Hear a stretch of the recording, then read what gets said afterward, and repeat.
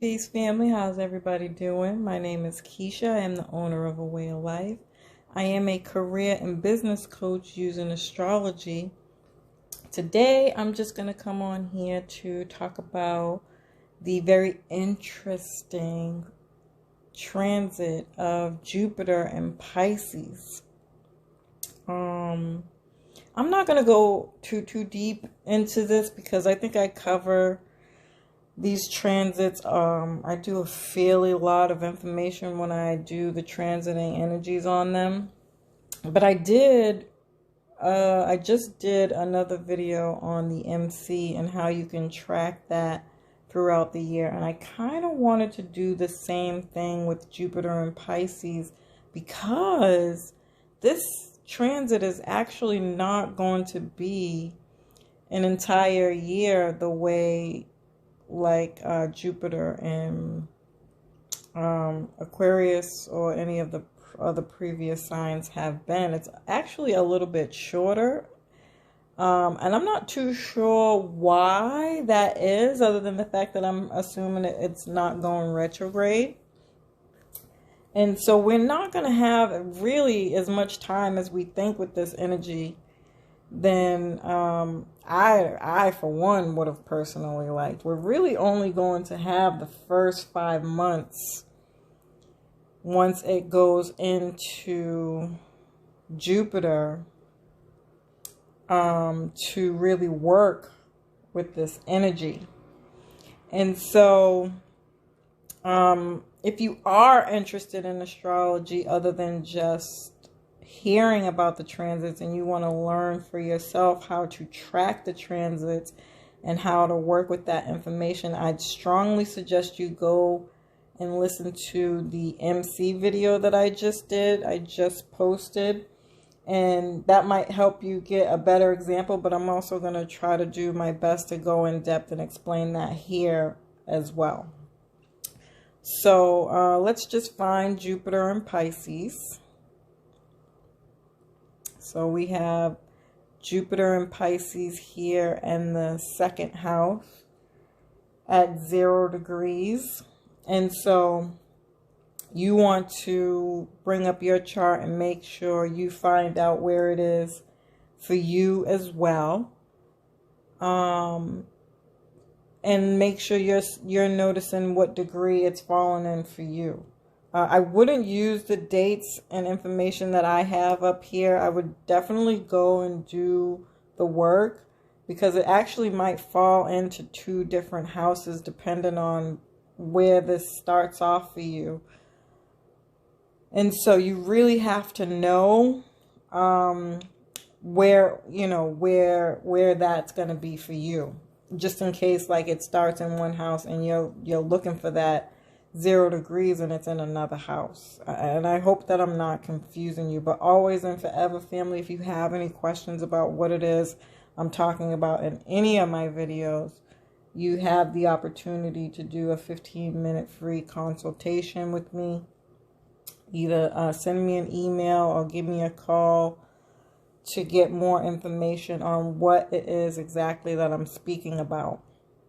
Okay, so now that we've identified where Jupiter and Pisces is in our chart, Jupiter and Pisces rules expansion, growth, wisdom, what we're learning. It can exaggerate. It's our opinions, judgment. Pisces is the last sign of the zodiac. It's completions, karmic understanding, letting go, and releasing of whatever house or energies that it's in. And so while it's being in Pisces, we are releasing, ending, and understanding more of Pisces here, which I think is just absolutely phenomenal. What a shame that we only have it for such a short period of time. But together, Jupiter and Pisces are opening up more of our spiritual understanding, intuitive understanding around lessons, experience, relationships, and that missing piece You know, that one thing that you need, that you might feel you need in your life to get you through something or help you understand something fully. We just might find it with this energy. We just might find it. Jupiter is going to open us up and expand these themes within us that will bring a completion to a story, or a complete story that will complete your story. We might have epiphanies, aha moments, and insights from a higher power. You might surrender what you want, trust, and this is showing you where your spiritual will is. So just like Gemini and Sagittarius and what other sign has two to it? Oh, right off at the tip of the top of my head, that's about it. Pisces has 2 fish. And so in that way, when you have 2 like that, what it's indicating is free will and your will. And so we'll be talking about your spiritual will here and understanding really what that means and what it is for you. We'll be looking at our relationship to spirit. This will give you wisdom and faith in what you can't see. Totally looking forward to that. You know what this reminded me of as I was doing this is like that poem. Is it a poem? It could be a poem. I think it might be a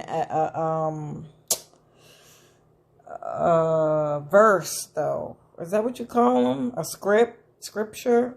A script out of the scripture? You know, that Footsteps poem that talks about God. I know that God's watching over me because of the footsteps thing. Yeah, I don't know what it is exactly. I'm probably completely demolishing that saying. But I'm pretty sure somebody out there who's listening is going to know exactly what it is I'm talking about. And this is also about humility. I don't think we talk about this very much in society anymore.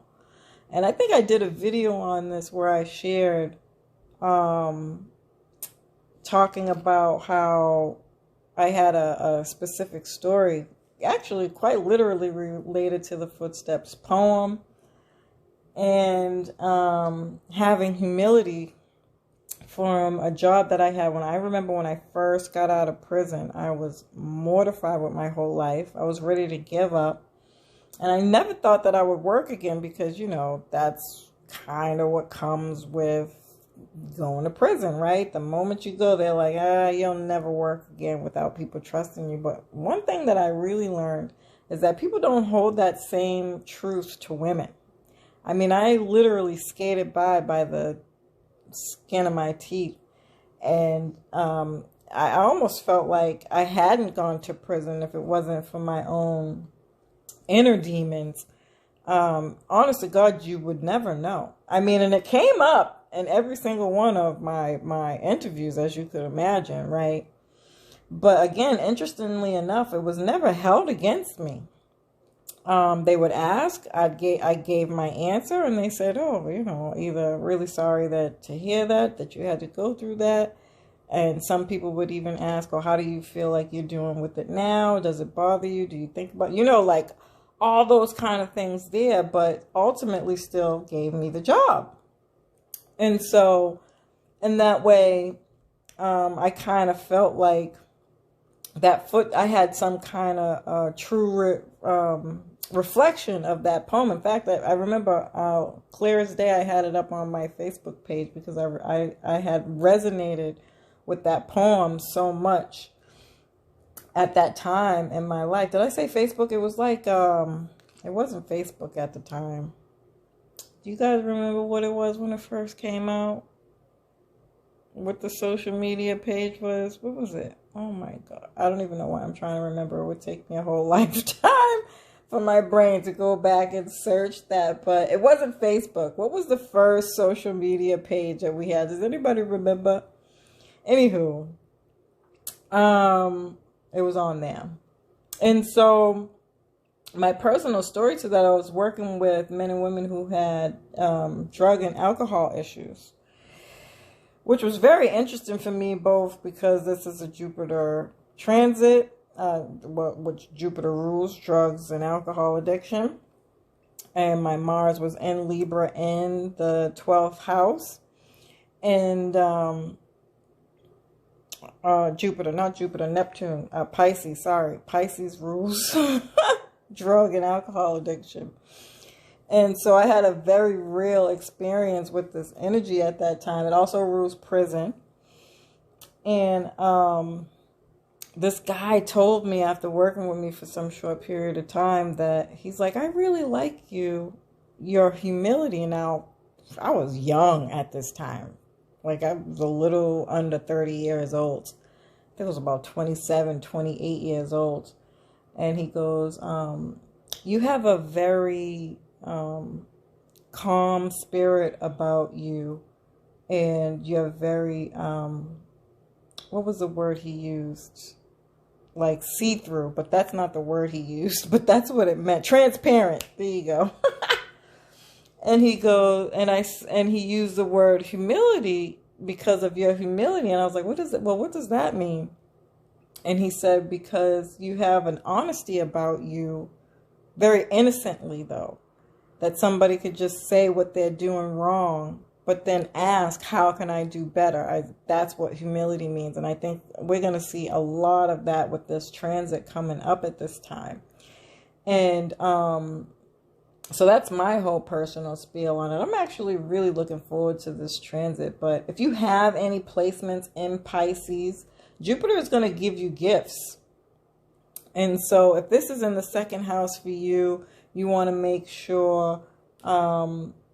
even if you don't have any planets in Pisces, it's still moving through one of your houses, that this is also going to just expand for you in ways that I really, truly don't think any of us can foresee at this time. I really, really, really, truly don't.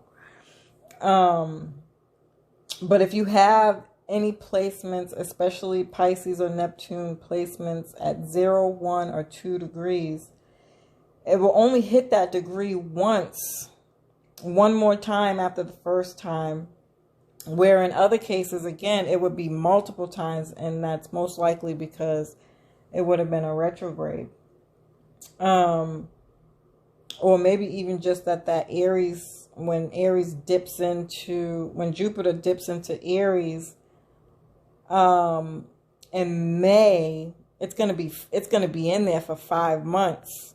Whereas I don't think it was in there that long prior to. So I'll be getting more information and talking more about that in depth when I do the Jupiter video. But either way, again, the same way I broke down in the MC video, how to use your MC throughout the year, I still thought it was really super important because it is so short. You just might miss it.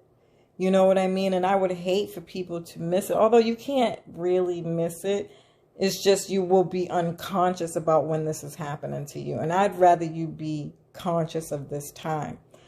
And so if you have any planets from 0, 1 to 2 degrees, you want to take note of that.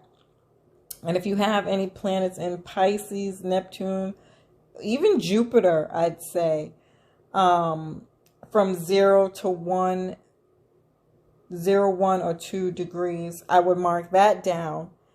And then remember, like I did in the last video, if you really want to track this, this is going to be happening depending on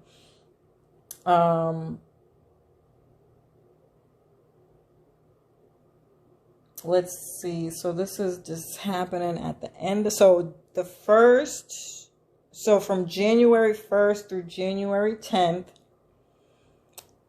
you want to be mindful of when that is. And then October, it'll go back into October. And I want to say it's not even going to be the 0 to 1, 2 to 3 degrees, but anybody who has, 0, 1 to 2 degrees. No, I'm saying it right. So from October, at that point, it'll be October. I think it goes back October 12th. So it'll be anywhere from the end of the month, you know, when that transit goes back into October. It really depends on the day, but those first 10 days is when it'll hit the 0, 1 to 2 degrees again. And so if you can mark those dates down on your calendar to just be mindful that you're going to have the energy of that Pisces to really work with, and just being mindful what house it's in. If it's a house and not a placement, that's the first thing. You want to study what that house means so you know how to use that energy. And if it's any of the placements, you want to be mindful of the placement's energy, the energy of that placement, what sign it's in for you, and the house, okay? And knowing those things are going to really help you know how to use this energy. And just even if you were to not know, but you decided from January 1st through January 10th to just journal every day what was happening for you, and then you listen to the videos that I do, you can't go wrong with tracking what was happening for you at that time. And that's just another good practice if you want to get real intentional on how to be using these energies in your chart to help you evolve in what your chart is trying to show you. You really just can't go wrong. So again, family, as usual, I hope this information is helpful.